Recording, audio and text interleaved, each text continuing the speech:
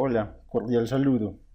En este video trabajaremos las curvas suaves, máximos y mínimos absolutos y relativos de manera geométrica. Curva suave y su relación con la derivada. Una curva suave se define como aquella que es continua y no posee picos en un intervalo dado. En pantalla vemos dos curvas. La primera cumple con las condiciones de ser una curva suave. La segunda no es una curva suave porque tiene un pico en este punto, incumpliendo la definición que antes habíamos mencionado. Máximos y mínimos locales, también llamados mínimos relativos, y por otro lado los absolutos. Lo definíamos en el video anterior.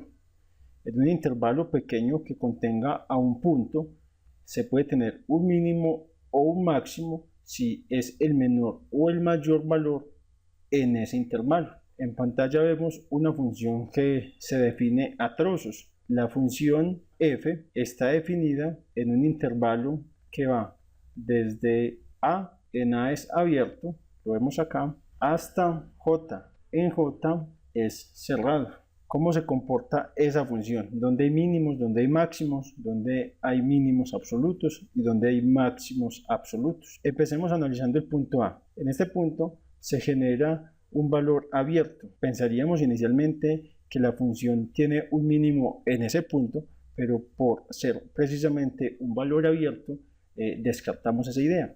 Para que una función tenga un mínimo o un máximo en un extremo, debe ser esa función continua por derecha o por izquierda. En este caso, en A no se genera la continuidad. Recordemos que para que una función sea continua en un punto, por izquierda o por derecha, la función evaluada en el punto debe existir y el límite debe ser igual a la función evaluada en dicho punto. En este caso, si notamos, la función evaluada en A no existe, a pesar de que el límite, cuando x tiende a la derecha de f de x, sí puede existir. No nos interesa su valor, pero existe. No tenemos un mínimo en el punto A. Miremos el punto B.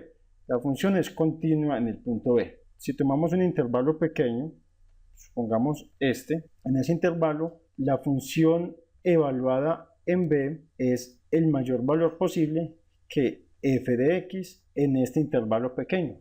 Por lo tanto, en este punto tenemos un máximo local o relativo. En el punto C, de nuevo, un intervalo abierto que contenga al punto C, la función evaluada en C es menor que cualquier f de x, por lo tanto, tenemos un mínimo local en este punto. En el punto D, la función no es una curva suave, ya que se genera un pico, pero es continua. Si tomamos un intervalo abierto, nos damos cuenta de que la función evaluada en D cumple con ser el valor máximo que cualquier f de x en ese intervalo. Por lo tanto, se trata de un máximo local. El punto E es un mínimo local, el punto F un máximo local, el punto G sucede lo mismo que mencionábamos anteriormente. Por izquierda, la función no es continua, ya que la función evaluada en G no va a coincidir con el límite. En este punto no tendríamos ni mínimo ni máximo. En el punto G, la función evaluada en G existe y coincide con el límite, es decir, es continua. En este punto sí hay un máximo. En el punto H tenemos un mínimo local, en el punto I un máximo local, en el punto J, por ser continua la función en ese punto, tendríamos un mínimo local. Hablemos ahora de los mínimos y máximos absolutos. Para calcular el máximo absoluto, tomamos entre los máximos locales aquel que sea mayor. En este caso sería el punto G. Este sería el máximo absoluto. El mínimo absoluto es el menor de los mínimos locales. Sería el punto C, mínimo absoluto. Sería todo por este video. Muchas gracias por su atención.